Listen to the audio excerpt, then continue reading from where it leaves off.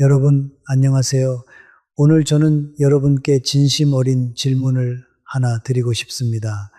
요즘 몸이 예전 같지 않다고 느끼고 계시지는 않으신가요? 잠깐 멈춰 주세요. 다른 영상으로 넘어가지 마세요. 오늘 제가 나눌 이야기가 여러분의 앞으로 20년을 완전히 바꿔놓을 수 있기 때문입니다. 아마 이런 장면을 한 번쯤 보셨을 겁니다. 어제까지만 해도 산에 오르고 시장에 가고 공원을 산책하시던 분이 불과 몇 달 만에 현관문 밖으로 나오기를 두려워하시게 된 모습, 혹은 평생을 또렷하게 사셨던 분이 어느 날 갑자기 수십 년을 알고 지낸 친구의 이름을 떠올리지 못해 한참을 헤매시는 모습. 병원에 가면 의사는 한마디로 정리합니다. 연세가 있으시니 당연한 겁니다. 하지만 여러분, 이건 단순히 나이 탓만이 아닙니다. 의학에서는 75이라는 나이를 몸의 붕괴선이라고 부릅니다. 조금 무섭게 들리시겠지만 곧 설명해 드리겠습니다. 이 시기를 모른 채 그냥 흘려보내면 앞으로의 10년이 몹시 힘겨워집니다. 반대로 제대로 알고 준비하시면 90까지도 건강하고 활기차게 사실 수 있습니다. 오늘 저는 아무것도 숨기지 않고 우리 몸 안에서 무슨 일이 벌어지고 있는지, 그리고 무엇을 어떻게 하면 되는지를 모두 말씀드리겠습니다. 돈 한 푼 들지 않고 지금 당장 집에서 시작할 수 있는 방법들입니다. 오늘 함께 살펴볼 내용은 이렇습니다. 첫째, 75 이후 흔들리는 3가지 기둥인 근육, 심장과 폐, 그리고 뇌에 대해 알아보겠습니다. 둘째, 우리가 매일 무심코 지나치는 것들, 바로 물과 약과 잠에 대해 점검해 보겠습니다. 셋째, 어떤 약보다도 강력한 처방인 사람과의 관계 이야기를 나누겠습니다. 넷째, 75 이후를 살아가는 마음가짐에 대해 함께 생각해 보겠습니다. 마지막에는 오늘부터 바로 실천할 수 있는 10가지 행동 목록을 정리해 드리겠습니다. 이 영상이 도움이 되셨다면 구독과 좋아요를 눌러주세요. 여러분의 작은 응원이 더 많은 어르신들께 이 정보를 전해드리는 큰 힘이 됩니다. 자, 이제 시작하겠습니다. 왜 75이 몸의 붕괴선일까요? 첫 번째 질문입니다. 왜 우리 몸은 75을 전후로 갑자기 무너지는 것처럼 느껴질까요? 사실은 갑자기가 아닙니다. 우리 몸은 60 무렵부터 이미 아주 천천히, 아주 조용히 변해왔습니다. 그 변화가 너무 느려서 우리가 알아채지 못했을 뿐입니다. 그러다 75에 이르면 그동안 쌓여있던 변화들이 한꺼번에 겉으로 드러나게 됩니다. 쉽게 비유하면 이렇습니다. 오래된 주전자에 아주 작은 금이 조금씩 가고 있었는데 어느 날 갑자기 물이 새어 나오기 시작하는 것과 같습니다. 갑자기 고장난 게 아니라 오래전부터 금이 가고 있었던 겁니다. 우리 몸도 마찬가지입니다. 통계를 보면 75이라는 선을 넘는 순간 일상생활에 도움이 필요한 분들의 비율이 거의 2배 가까이 뛰어오릅니다. 한 살 한 살 서서히 늘어나는 게 아니라 75이라는 나이에서 곡선이 갑자기 가파르게 꺾입니다. 그래서 의학에서 이 나이를 붕괴선이라고 부르는 겁니다. 무섭게 들리시죠? 저도 처음 이 말을 들었을 때 가슴이 철렁했습니다. 그런데 이 선의 정체를 정확히 알고 나면 오히려 마음이 편해집니다.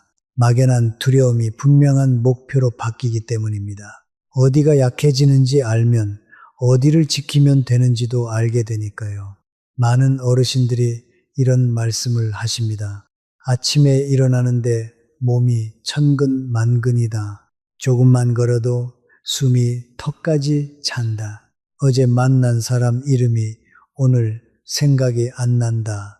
이런 작은 신호들을 우리는 흔히 나이 탓이려니 하고 그냥 넘겨버립니다. 하지만 이것이야말로 몸이 보내는 가장 친절한 경고입니다. 금이 가기 시작했으니 지금 손을 보라는 신호인 거죠. 이 신호를 알아채는 분과 무시하는 분의 10년 뒤는 하늘과 땅 차이입니다. 오늘 이 영상을 보고 계신 여러분은 이미 그 신호를 알아채신 분들입니다. 그것만으로도 여러분은 이미 다른 길 위에 서 계신 겁니다. 첫 번째, 기둥, 근육. 이제 본론으로 들어가겠습니다. 75에 흔들리는 첫 번째 기둥, 바로 근육 이야기입니다. 많은 분들이 이렇게 생각하십니다. 근육은 운동선수나 젊은 사람들의 것이지 나이 들어서 무슨 근육이냐고요. 하지만 이건 정말 위험한 생각입니다. 75 이후 우리의 삶을 좌우하는 가장 중요한 열쇠가 바로 이 근육이기 때문입니다. 의학 연구에 따르면 75에서 85 사이에 우리 몸의 근육은 평균 31% 가까이 사라진다고 합니다. 60 무렵의 근육 감소 속도와는 비교가 안 될 만큼 빠릅니다. 10년 동안 근육의 3분의 1이 사라진다고 생각해 보세요. 정말 무서운 일이 아닙니까? 그런데 왜 근육이 그렇게 중요할까요? 단순히 힘이 약해지는 문제가 아닙니다. 우리 몸의 근육은 단순한 고깃덩어리가 아니라 살아있는 거대한 창고이자 공장입니다. 근육은 우리가 넘어지지 않도록 몸의 균형을 잡아줍니다. 근육은 혈당을 끌어다 저장하는 창고 역할도 합니다. 그래서 근육이 줄면 똑같이 먹어도 혈당이 더 쉽게 오릅니다. 게다가 근육은 체온을 유지하고 면역과 회복에도 깊이 관여합니다. 한마디로 근육이 무너지면 몸 전체가 함께 무너집니다. 정수기로 비유하자면 근육은 물을 끌어올리는 펌프와 같습니다. 펌프가 약해지면 아무리 좋은 필터가 있어도 깨끗한 물이 콸콸 나오지 않습니다. 근육이 빠지기 시작하면 처음에는 아주 사소한 것들부터 느껴집니다. 장바구니가 무겁게 느껴지고 의자에서 일어날 때 나도 모르게 끙소리가 납니다. 계단을 오를 때 난간을 자꾸 잡게 됩니다. 여기까지는 그래도 견딜만 합니다. 문제는 그 다음입니다. 근육이 더 빠지면 걸음걸이가 흔들리고 작은 턱에도 발이 걸립니다. 그러다 한번 넘어지면 75 이후에 낙상은 단순한 멍으로 끝나지 않습니다. 고관절이 부러지면 오랜 시간 누워 지내야 하고 그렇게 누워 있는 동안 근육은 더 빠르게 사라집니다. 악순환이 시작되는 겁니다. 여기서 잠깐 꼭 드리고 싶은 말씀이 있습니다. 근육이 무너져서 거동이 힘들어지면 결국 누군가의 손을 빌려야 합니다. 그 손은 대개 우리 자녀들의 손입니다. 평생 자식들 키우느라 내 몸 돌볼 새도 없이 사셨는데 이제 와서 그 자식들에게 짐이 된다고 생각하면 그 마음이 얼마나 무겁겠습니까? 제가 만나뵌 어르신들이 가장 두려워하시는 것은 사실 죽음이 아니었습니다. 자식들에게 짐이 되는 것, 그게 가장 무섭다고 하셨습니다. 그러니 근육을 지키는 일은 단순히 내 건강을 위한 일이 아닙니다. 우리 가족 모두의 평안을 지키는 일이고 손주, 손잡고 공원을 걷는 그 평범한 행복을 끝까지 누리기 위한 일입니다. 그렇다면 어떻게 해야 할까요? 다행히 방법이 있습니다. 그것도 아주 간단합니다. 첫째는 단백질입니다. 나이가 들면 입맛이 없어진다고들 하시지만 75 이후에 단백질은 선택이 아니라 필수입니다. 거창할 것 없습니다. 아침에 삶은 달걀 하나, 점심에 두부 한 모, 저녁에 생선 한 토막. 이 정도만 꾸준히 드셔도 근육이 빠지는 속도가 눈에 띄게 늦춰집니다. 고기를 씹기 힘드시면 달걀찜이나 두부찌개도 좋습니다. 우유 한 잔, 작은 요구르트 하나도 훌륭한 단백질 공급원입니다. 끼니마다 손바닥만 한 크기의 단백질, 이것만 기억하세요.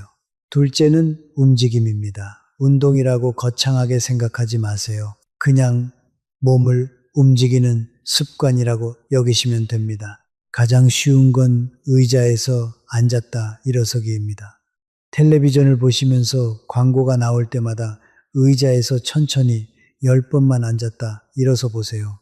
이것만으로도 우리 허벅지에 큰 근육이 깨어납니다. 허벅지 근육은 우리 몸에서 가장 큰 근육이라 여기만 지켜도 절반은 성공입니다. 처음엔 5번도 힘드실 수 있습니다.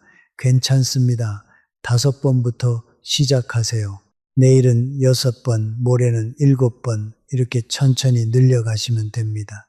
보너스로 하나 더 드리겠습니다. 단백질을 드신 후 30분 안에 가볍게 몸을 움직여 주시면 그 단백질이 근육으로 가는 길이 활짝 열립니다. 식사 후 설거지를 하거나 집안을 한 바퀴 천천히 도는 것만으로도 충분합니다. 지금 스스로 한번 확인해 보세요.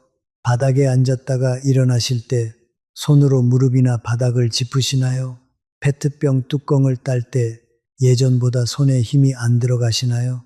손주가 내미는 손을 꽉 잡아주기가 어려우신가요? 손에 쥐는 힘, 즉 악력은 우리 몸 전체 근육 상태를 보여주는 가장 정직한 거울입니다. 손이 약해졌다는 건 온몸의 근육이 함께 약해지고 있다는 뜻입니다.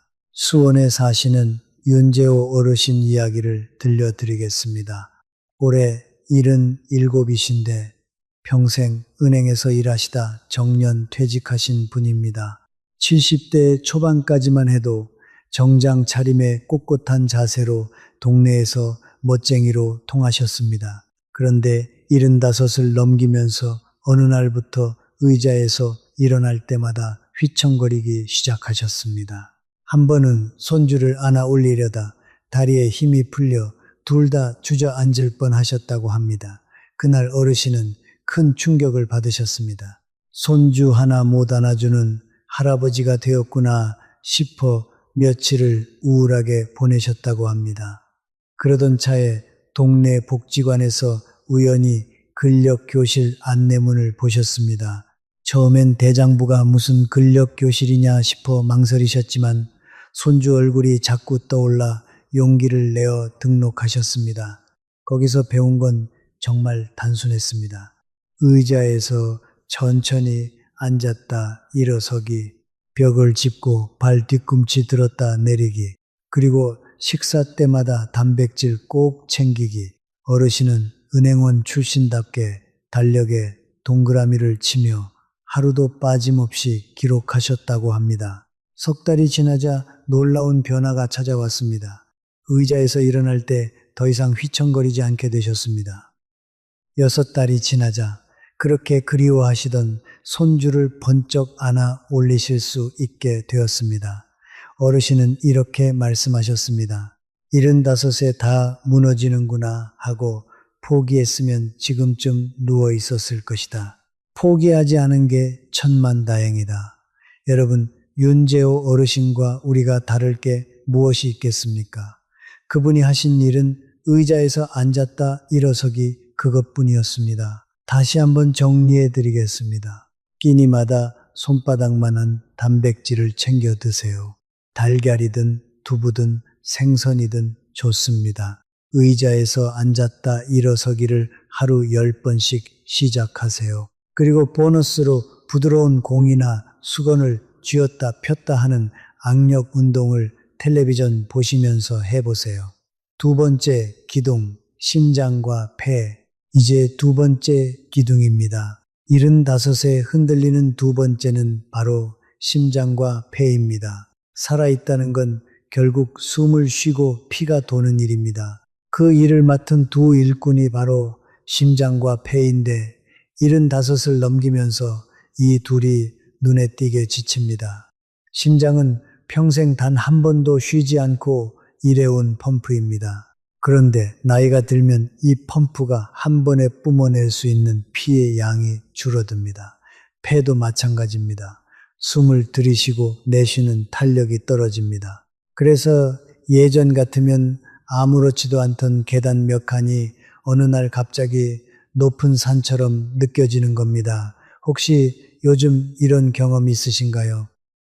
마트에서 장을 보고 돌아오는데 숨이 차서 중간에 쉬어야 했다. 손주를 안고 어울렸는데 가슴이 두근거렸다. 평지를 걷는데도 옆 사람보다 자꾸 뒤처진다. 이런 변화들이 바로 심장과 폐가 보내는 신호입니다. 심폐 기능이 떨어지면 단순히 숨이 차는 데서 끝나지 않습니다. 온몸 구석구석에 산소가 제대로 전달되지 않으니 쉽게 피로해지고 머리도 멍해지고 상처도 더디 났습니다. 우리 몸의 모든 세포가 산소를 먹고 사는데 그 산소 배달이 늦어지는 셈이니까요. 심장과 폐는 우리 집의 보일러와 같습니다. 보일러가 힘이 좋을 때는 집 안 구석구석 따뜻한 물이 잘 돕니다. 그런데 보일러가 노후되면 가장 먼 방부터 차가워집니다. 우리 몸에서 가장 끝에 있는 곳이 바로 손끝, 발끝, 그리고 뇌입니다. 그래서 심폐가 약해지면 손발이 차가워지고 머리가 맑지 않게 되는 겁니다. 보일러를 통째로 새 것으로 바꿀 수는 없지만 잘 관리하면 오래오래 따뜻하게 쓸 수 있습니다. 심장과 폐를 지키는 방법 의외로 정말 간단합니다. 핵심은 딱 하나, 걷기입니다. 거창한 운동 필요 없습니다. 헬스장 등록할 필요도 없습니다. 그저 매일 15분만 걸으시면 됩니다. 연구에 따르면 하루 15분의 가벼운 걷기가 심폐 기능 저하 속도를 절반 가까이 늦춘다고 합니다. 15분이 길게 느껴지신다면 처음엔 5분부터 시작하셔도 됩니다. 집 앞 골목을 한 바퀴, 아파트 단지를 천천히 한 바퀴, 그것만으로 충분합니다. 비가 오는 날에는 집 안에서 제자리 걸음을 하셔도 됩니다. 텔레비전을 보면서 그 자리에서 발을 들었다 놨다 하시면 됩니다. 꼭 강조하고 싶은 게 있습니다. 일주일에 한 번 1시간씩 몰아서 걷는 것보다 매일 15분씩 나눠서 걷는 것이 훨씬 효과적입니다. 우리 몸은 몰아치는 것을 싫어하고 꾸준한 것을 좋아합니다. 걷는 속도는 어느 정도가 적당할까요? 숨이 약간 차오르되 옆 사람과 대화는 이어갈 수 있는 정도가 딱 맞습니다. 너무 욕심낼 필요 없습니다. 여기에 더해 매일 깊은 호흡을 10번씩 연습해 보세요. 코로 천천히 넷을 세며 들이마시고 다시 천천히 6을 세며 입으로 내쉬는 겁니다. 이렇게 10번만 반복해도 가슴이 한결 트이고 마음이 차분해집니다. 이런 느린 호흡이 심장의 부담을 덜어주고 혈압을 안정시키는 데 도움이 된다고 합니다. 아침에 눈을 떴을 때 그리고 잠들기 전에 한 번씩 이 작은 호흡 하나가 우리 심장을 오래도록 지켜줍니다. 군산에서 평생 시장에서 채소를 파신 오금자 어르신 올해 75이신데 한동안 숨이 차서 좌판까지 걷는 것도 버거우셨다고 합니다. 그런데 매일 아침 가게 문을 열기 전 시장 골목을 천천히 2바퀴 도는 습관을 들이셨습니다. 처음엔 한 바퀴도 힘드셨지만 석 달이 지나자 좌판까지 거뜬히 걸으시게 됐습니다. 거창한 운동이 아니었습니다. 그저 매일 조금씩 꾸준히 그것이 우리 심장과 폐를 살립니다.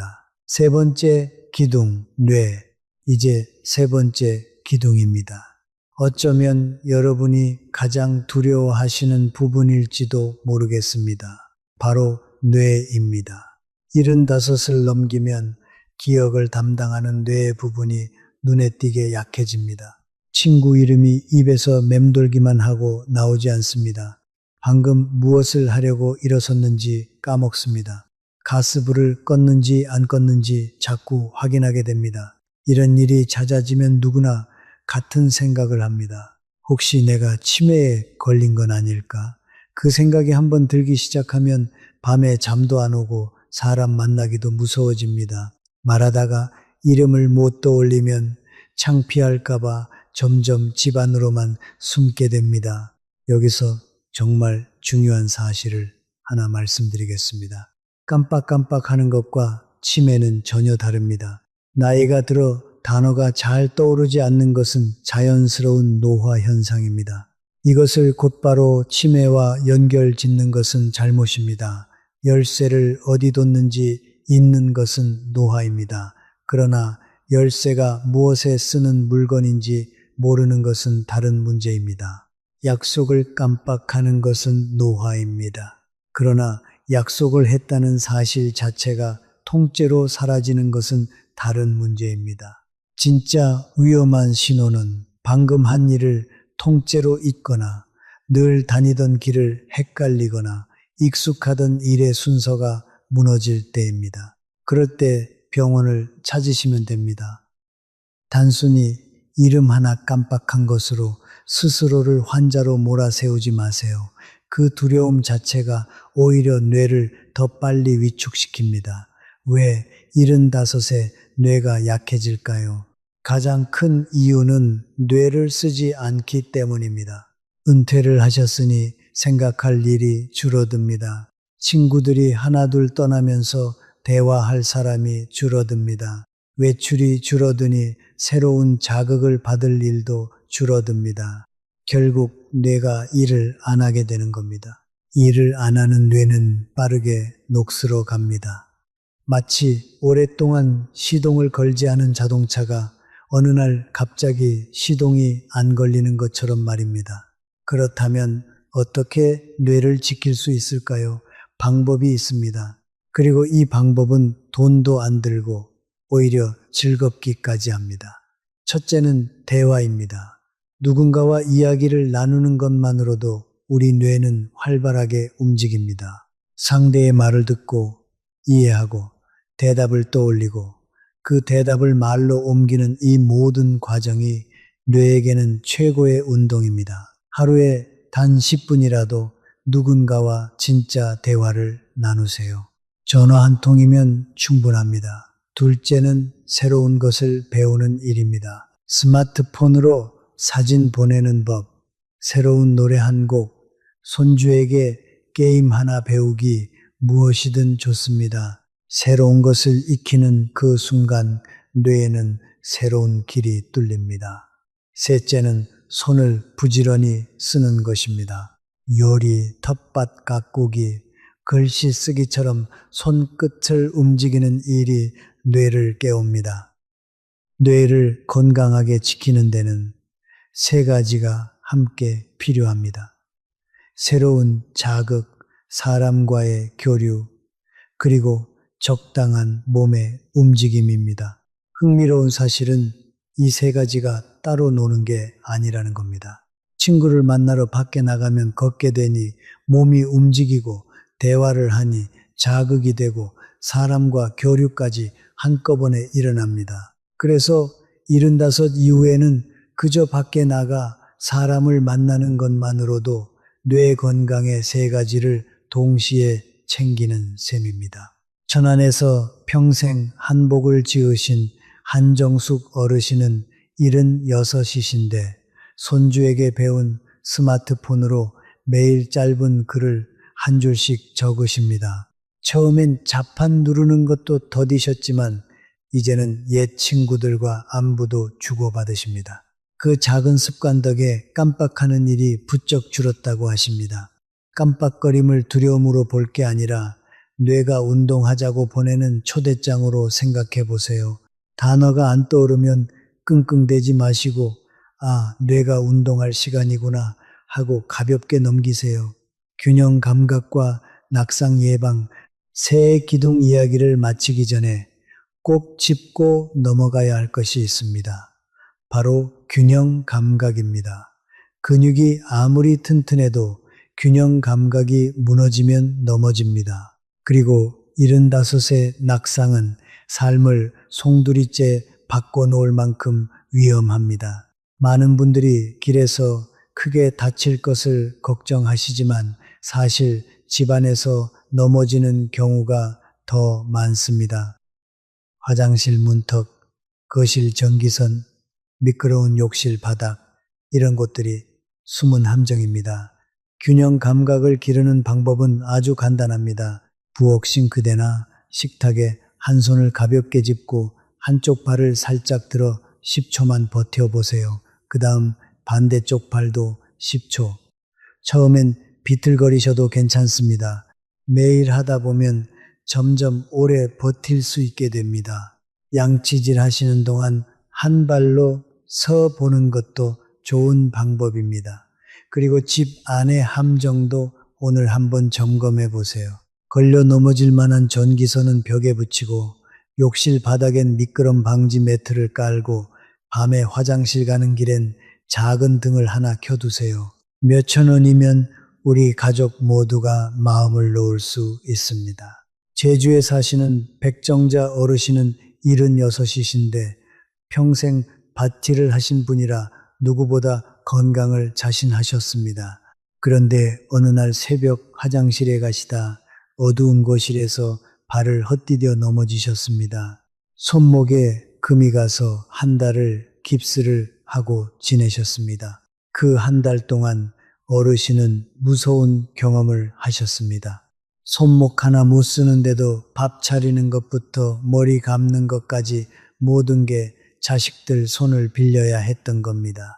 평생 자식들 뒷바라지만 하시던 분이 갑자기 자식에게 짐이 된 것 같아 밤마다 눈물을 훔치셨다고 합니다. 깁스를 풀고 나서 어르신은 결심하셨습니다. 다시는 이렇게 넘어지지 않겠다. 그래서 시작하신 게 바로 한 발 서기 연습과 집 안정리였습니다. 1년이 지난 지금 어르신은 다시 밭일을 하시며 이렇게 말씀하십니다. 넘어지고 나서야 알았다. 건강은 안 아플 때 지키는 거더라. 우리는 넘어지고 나서 깨닫지 말고 오늘 미리 준비합시다. 몸의 온기와 혈액순환 한 가지만 더 짚겠습니다. 바로 몸의 온기와 혈액순환입니다. 나이가 들면 손끝과 발끝이 유난히 차가워집니다. 한여름에도 발이 시리다고 하시는 분들이 많습니다. 이것은 단순히 추위를 잘 타는 게 아니라 우리 몸 구석구석으로 피를 밀어보내는 힘이 약해졌다는 신호입니다. 손발이 차고 시린 것을 오래 방치하면 면역력까지 함께 떨어집니다. 우리 몸은 따뜻해야 제 기능을 합니다. 체온이 조금만 떨어져도 면역을 지키는 일꾼들이 게을러지고 그러면 작은 감기 하나도 크게 앓게 됩니다. 평소에는 이렇게 챙기시면 됩니다. 첫째, 발을 늘 따뜻하게 하세요. 양말을 신고 주무시고 잠들기 전 따뜻한 물에 발을 10분만 담그셔도 혈액순환이 한결 좋아집니다. 둘째, 자주 움직이세요. 한자리에 오래 앉아 계시면 다리 아래쪽에 피가 고입니다. 30분에 한 번은 일어나 발목을 위아래로 까딱까딱 움직여 주세요. 셋째, 따뜻한 국물 음식을 가까이 하세요. 된장국이나 미역국 한 그릇이 몸을 안에서부터 데웁니다. 대구에 사시는 문분순 어르신은 올해 74이신데 한동안 잔병치레가 끊이질 않으셨습니다. 그런데 매일 밤 따뜻한 물에 발을 담그고 양말을 신고 주무시고 아침마다 된장국 한 그릇을 챙겨 드시기 시작하셨습니다. 2달이 지나자 손발 시린 증상이 눈에 띄게 줄고 그 잦던 감기도 거의 사라졌다고 합니다. 특별한 비결이 아니었습니다. 그저 몸을 따뜻하게 그리고 부지런히 움직여주는 것. 그것이 75 이후 면역을 지키는 가장 확실한 방법입니다. 물, 약, 잠. 여기까지 세 기둥 이야기를 마쳤습니다. 이제는 그 기둥들을 떠받치는 보이지 않는 바닥, 바로 물과 약과 잠에 대해 말씀드리겠습니다. 이 세 가지를 놓치면 아무리 걷고 단백질을 챙겨도 밑 빠진 독에 물 붓기가 됩니다. 먼저 물입니다. 여러분, 하루에 물을 몇 잔이나 드시나요? 많은 분들이 이렇게 말씀하십니다. 목이 안 말라서 물을 잘 안 마셔요. 바로 그게 함정입니다. 나이가 들면 우리 몸은 목마름을 느끼는 감각 자체가 둔해집니다. 몸은 물이 부족해서 비상이 걸렸는데 정작 뇌는 목마르다는 신호를 제대로 보내지 못하는 겁니다. 그래서 75 이후에는 목이 마르지 않아도 의식적으로 물을 챙겨 드셔야 합니다. 어르신들의 탈수는 본인도 모르는 사이에 진행되며 어지럼증과 변비, 심하면 갑작스러운 의식 저하의 원인이 되기도 합니다. 물이 부족하면 피가 끈적해지고 끈적한 피는 좁아진 혈관을 지나가기 더 힘들어집니다. 탈수는 혈관이 막히는 사고, 즉 뇌졸중이나 심장 문제와도 연결됩니다. 특히 잠자는 동안에는 몇 시간씩 물을 못 마시니 새벽녘에 피가 가장 끈적해집니다. 어르신들에게 새벽에 안 좋은 일이 자주 생기는 데는 이런 이유도 있습니다.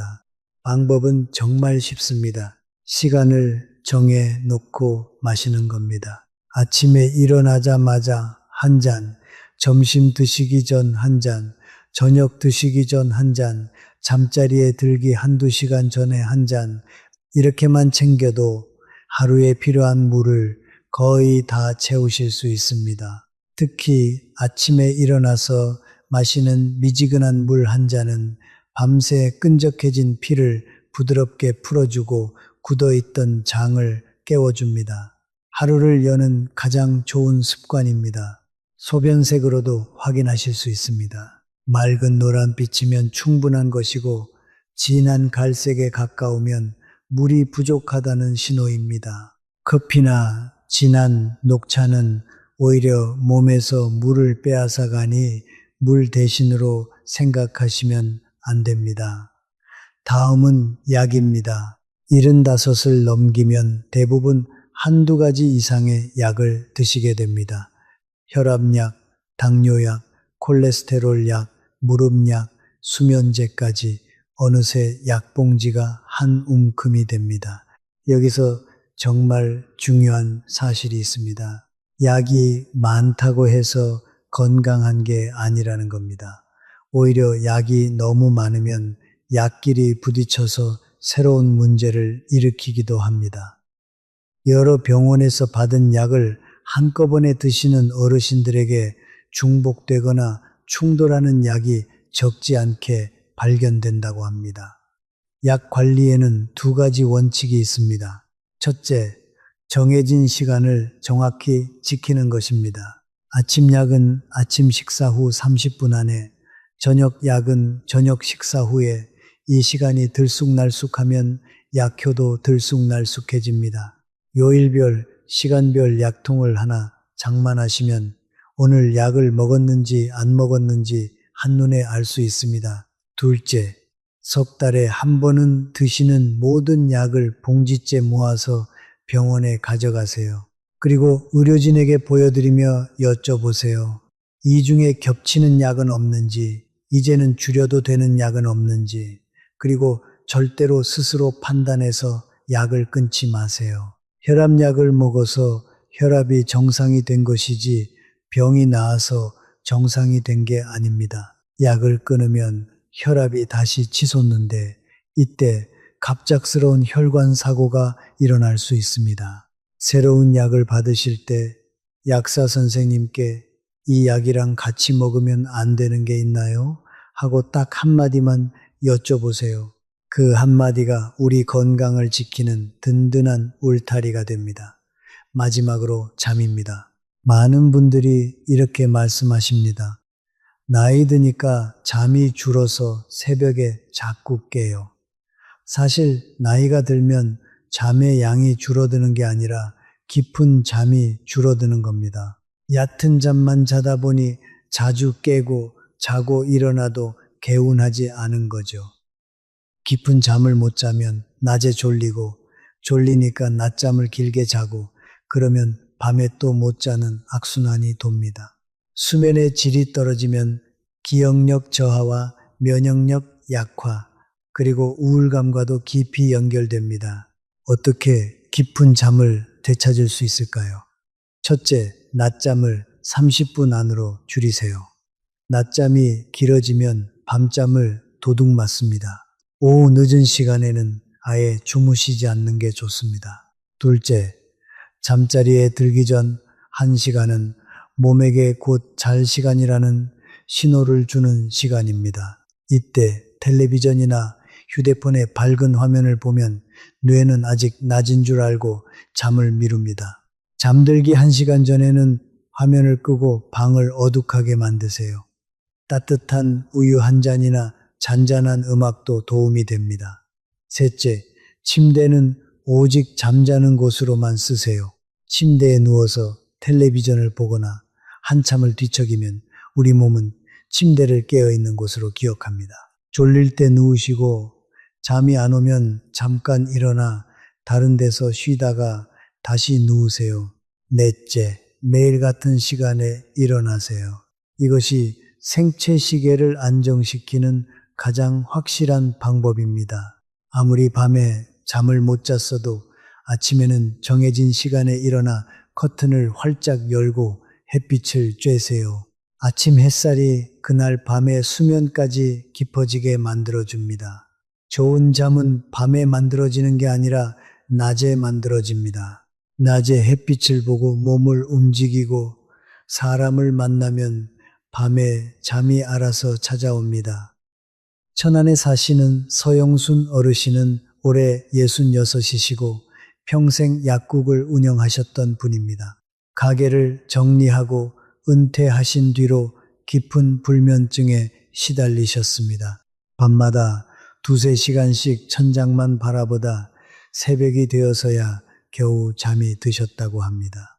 약사 출신이시라 수면제에 의존하는 게 얼마나 위험한지 잘 아셨기에 더 힘드셨다고 합니다. 그러던 중 건강 강좌에서 잠에 관한 이야기를 들으신 후 생활을 조금씩 바꾸셨습니다. 매일 아침 7시에 반드시 일어나 커튼을 활짝 열었고 낮잠은 딱 20분만, 저녁 6시 이후로는 커피를 끊으셨고 잠들기 1시간 전엔 휴대폰을 멀리 두고 따뜻한 물로 발을 담그셨습니다. 처음 일주일은 별 효과가 없었다고 합니다. 하지만 2주, 3주가 지나자 잠드는 시간이 점점 빨라졌습니다. 지금 어르신은 약 하나 없이도 밤이면 스르르 잠이 든다고 하십니다. 어르신이 하신 말씀이 인상 깊었습니다. 잠은 억지로 자려고 하면 더 안 온다. 그냥 낮을 잘 보내면 밤은 저절로 따라오더라. 사람과의 관계. 이제 정말 중요한 이야기를 드릴 차례입니다. 어쩌면 오늘 나눈 모든 이야기 중에서 가장 강력한 약일지도 모릅니다. 바로 사람 그리고 관계입니다. 여러분, 외로움이 담배만큼 몸에 해롭다는 말을 들어보신 적 있으신가요? 놀라시겠지만 사실입니다. 깊은 외로움 속에 사는 것은 하루에 담배 15개비를 피우는 것만큼 건강에 해롭다고 합니다. 반대로 따뜻한 관계는 우리 수명을 늘리고 치매를 늦추고 면역력까지 높여줍니다. 미국 하버드 의과대학에서는 무려 75년이라는 긴 세월 동안 무엇이 사람을 건강하고 행복하게 만드는지를 추적했습니다. 그 긴 연구의 결론이 무엇이었을까요? 돈도 아니고 명예도 아니었습니다. 바로 따뜻한 관계였습니다. 곁에 마음을 나눌 사람이 있는 분들이 더 오래, 더 건강하게 사셨습니다. 그러니 사람과의 관계는 우리에게 가장 강력한 보약입니다. 75 이후의 관계 어떻게 가꿔야 할까요? 첫째, 일주일에 한 번은 먼저 누군가에게 연락하세요. 친구든 형제든 자녀든 상관없습니다. 길게 통화할 필요도 없습니다. 잘 지내십니까? 밥은 드셨어요? 이 짧은 안부 한마디가 외로움을 막고 우리 뇌를 깨웁니다. 둘째, 일주일에 한 번이라도 사람들이 모이는 자리에 나가세요. 복지관이든 경로당이든 어디든 좋습니다. 거기서 꼭 새 친구를 사귀어야 하는 게 아닙니다. 그냥 사람들 사이에 섞여 있는 것만으로도 우리 마음은 환해집니다. 셋째, 함께 밥을 드세요. 혼자 먹는 밥은 입맛도 없고 영양도 부실해집니다. 누군가와 마주 앉아 먹으면 자연스럽게 더 잘 드시게 되고 이야기도 오갑니다. 여기서 꼭 짚고 넘어가고 싶은 이야기가 있습니다. 관계를 지키려다 오히려 관계를 잃는 경우를 너무 많이 봤기 때문입니다. 바로 모임에서의 돈 문제입니다. 모임에 나가면 늘 먼저 지갑을 꺼내시는 분이 계십니다. 좋은 사람으로 보이고 싶어서, 여유 있는 사람으로 보이고 싶어서 매번 먼저 밥값을 내십니다. 처음엔 다들 고마워합니다. 그런데 이상하게도 시간이 지날수록 그 모임에 나오는 사람이 하나 둘 줄어듭니다. 이유는 이렇습니다. 사람에게는 받으면 갚고 싶어 하는 본능이 있습니다. 한 사람이 매번 먼저 내버리면 받는 사람은 갚을 기회를 잃습니다. 고맙다는 마음보다 미안하다는 마음, 빚진 것 같은 마음이 쌓입니다. 그래서 결국 그 자리가 불편해지고 발걸음을 끊게 되는 겁니다. 우정은 평등할 때 가장 깊어지는 법입니다. 그러니 진짜 오래가는 관계를 원하신다면 모임에서는 각자 내거나 돌아가며 내세요. 각자 낼 때 서로 부담이 없어 더 자주 만나게 되고 빚진 마음이 없으니 더 편하게 연락하게 됩니다. 정말 마음을 전하고 싶으시다면 돈보다 더 귀한 것을 나누세요. 친구가 힘들 때 곁에서 이야기를 들어주는 것, 아플 때 한번 들여다보는 것, 텃밭에서 기른 상추 한 봉지, 손수 담근 김치 한 통을 건네는 것, 이런 작은 정성이 비싼 밥 한 끼보다 훨씬 더 마음에 남습니다. 그리고 칭찬과 격려를 아끼지 마세요. 나이가 들면 칭찬받을 일이 참 드뭅니다. 얼굴 좋아 보인다. 오늘 옷이 잘 어울린다. 머리 자르니 10년은 젊어 보인다. 이런 따뜻한 말 한마디는 돈 한 푼 안 들지만 곁에 있는 사람의 하루를 환하게 밝혀줍니다. 무엇보다 중요한 건 들어주는 것입니다. 친구가 이야기할 때 휴대폰을 내려놓으세요. 고민을 털어놓을 때 섣불리 충고하려 들지 마세요. 그냥 들어주고 고개 끄덕여주고 많이 힘들었겠다 한마디 건네주세요. 누군가 내 이야기를 진심으로 들어준다는 것 그 자체가 어떤 위로보다 큰 힘이 됩니다. 정해철 어르신 이야기. 안동에 사시는 정해철 어르신 올해 75이십니다. 평생 우체국에서 일하시다 정년을 맞으신 분인데 73까지만 해도 동네에서 소문난 정정한 분이셨습니다. 새벽이면 어김없이 뒷산에 오르셨고 친구들과 바둑도 두시고 손주들과 공원도 산책하셨습니다. 주변에서는 다들 이렇게 말했습니다. 해철이 형은 90까지도 건강하겠다. 그런데 75 생신을 막 넘기시고 얼마 지나지 않아 이상한 일들이 하나둘 찾아오기 시작했습니다.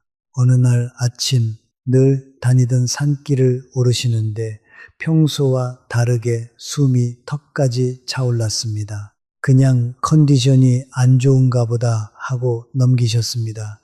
며칠 뒤에는 무릎에서 시큰한 통증이 느껴졌습니다. 나이 들면 다 그런 거지 뭐. 그렇게 또 몇 달이 흘렀습니다. 그러던 어느 날 친구 집에 다녀오시다 현관을 나서는데 갑자기 어지럼증이 확 밀려왔습니다. 한 발 내딛는 순간 몸의 중심이 흔들렸고 그대로 주저앉으셨습니다. 크게 다치지는 않으셨지만 그날 이후로 바깥에 나가는 것 자체가 두려워지셨습니다. 또 넘어지면 어쩌나 그 생각이 머릿속을 떠나지 않았습니다. 병원에 가시니 의사는 이렇게만 말했습니다. 연세가 있으시니 자연스러운 겁니다. 그렇게 혈압약이 생기고 무릎약이 생기고 어지럼증약까지 생겼습니다.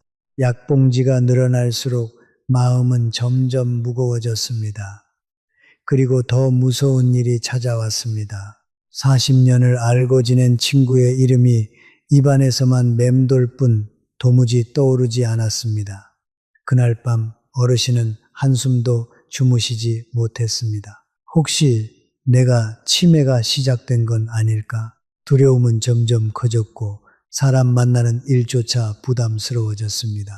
그러던 어느 날 오랜만에 옆 동네 강만호 어르신을 마주쳤습니다. 강만호 어르신은 정해철 어르신보다 2살이 많은 77이셨는데도 여전히 얼굴에 생기가 도셨습니다. 정해철 어르신이 물으셨습니다. 형님은 어떻게 그렇게 정정하십니까? 저는 요즘 영 몸이 말을 안 듣습니다. 강만호 어르신은 빙긋 웃으며 이렇게 답하셨습니다.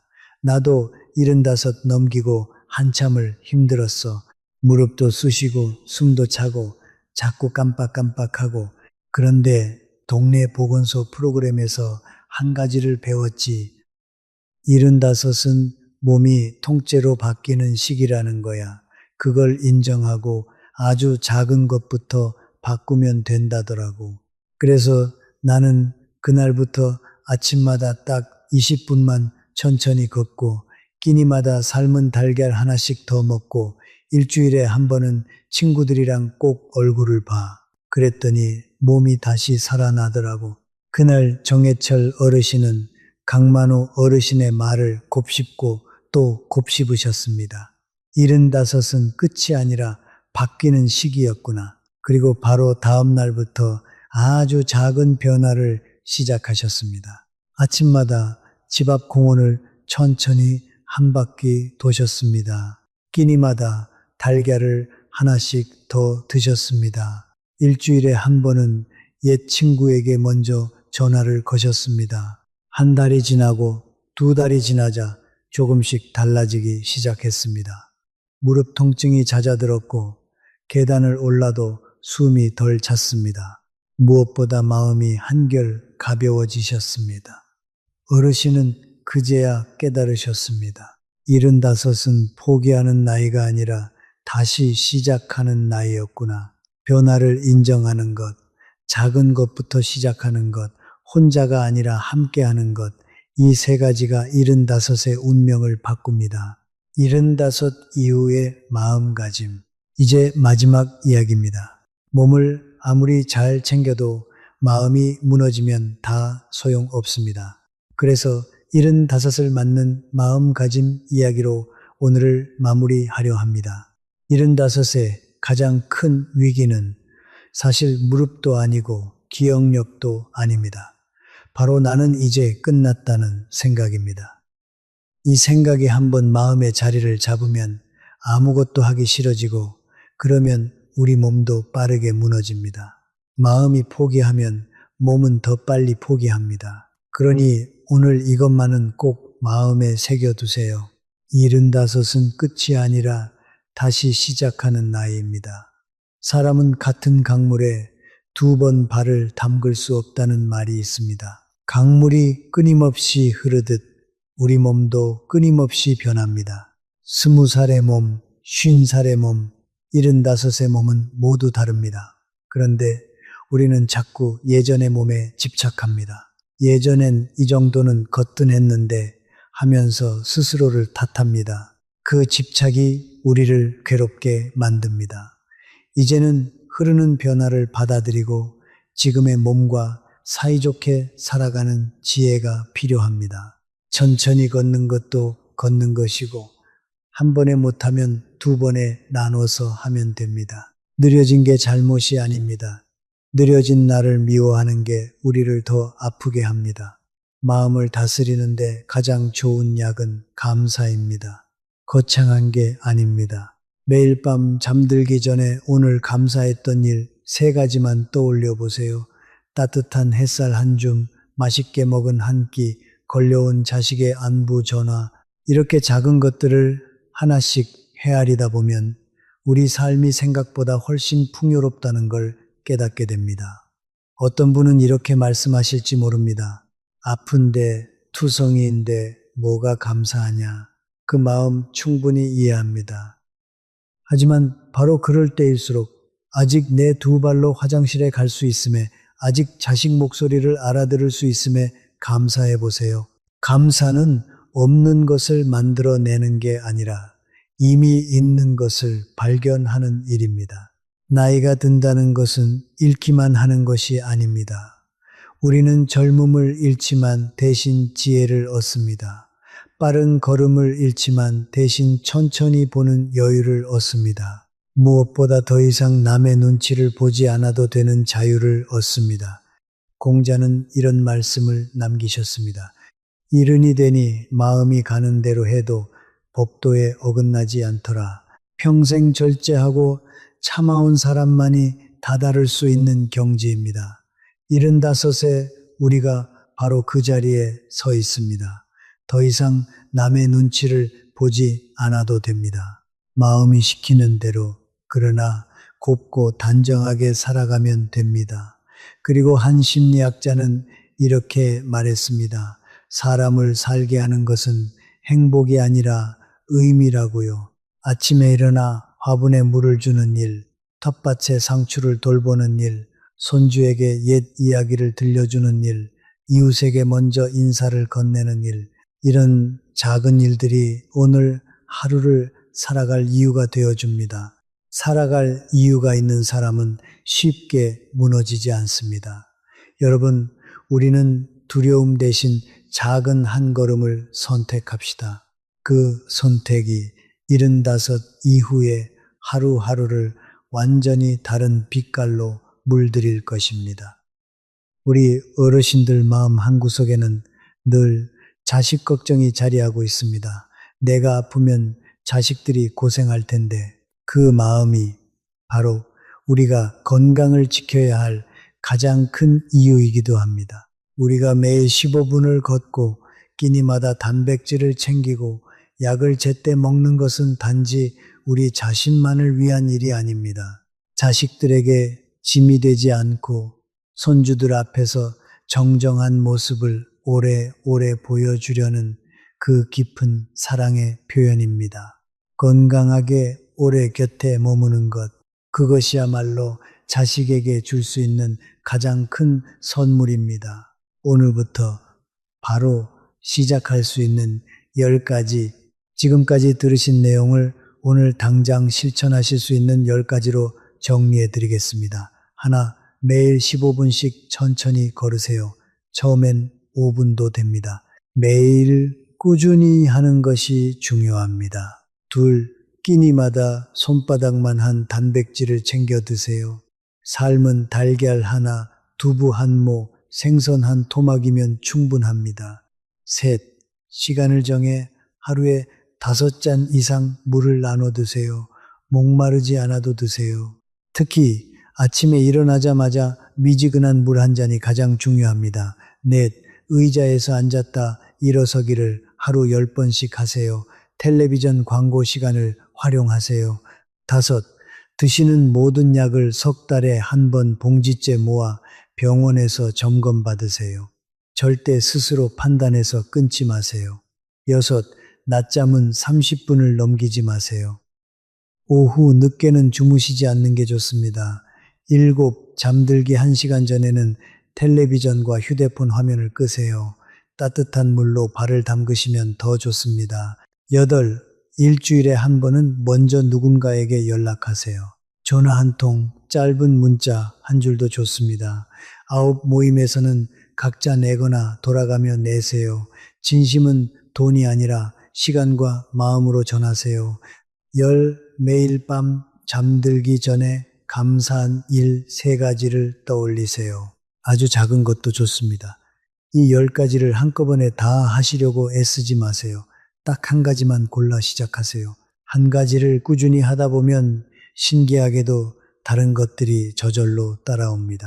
중요한 건 완벽하게 하는 것이 아니라 그저 시작하는 것입니다.